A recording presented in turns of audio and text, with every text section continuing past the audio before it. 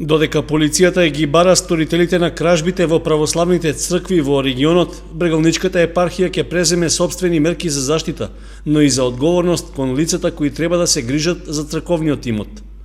Последната кражба во црквата Свети Атанаси во Оризари, што се случи пред неколку дена, покажала дека е помината црвената линија за толеранција, поради што одговорните во епархијата се одлучиле на ваков чекор.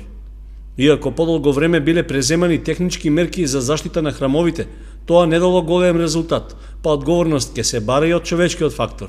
Во овие последни случаеви веќе ќе преземеме и одговорност кон луѓето што се задолжени за обезбедување на самите храмови, исто така и кон старешините и благајниците кои се одговорни за чување на средствата и да ги чуваат ономо каде што треба, а не да ги остават подолго време во црковните каси.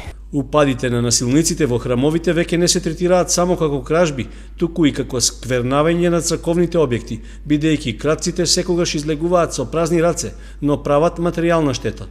Во последниот период кражбите се само повеќе сквернавање, уништување на црковниот имот, отколку материјална корист за самите крадци. Тоа се минимални средства.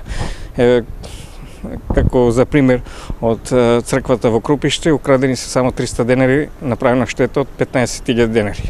Ѓорѓев вели дека ќе се продолжи со физичката заштита на црквите, но потребно е и одговорните во нив да придонесат за тоа. Повеќето цркви се обезбедени со камери, со аларми, со чуварска служба, но сепак успеват некој да влезе, тој ми е работа. А наша работа да ги чуваме црквите, храмовите и секој средствата од граѓаните што ги одвојуваат од своите усти. Последниот грабеж во црквата во Оризари беше 6-ти откако таа е реновирана, а веќе 3-ти од почетокот на оваа година. При упадот на кратците била оштетена олтарската врата, а од внатрешноста на објектот се украдени пари од црковната каса. Освен тоа имало и растурени предмети и свештенички документи.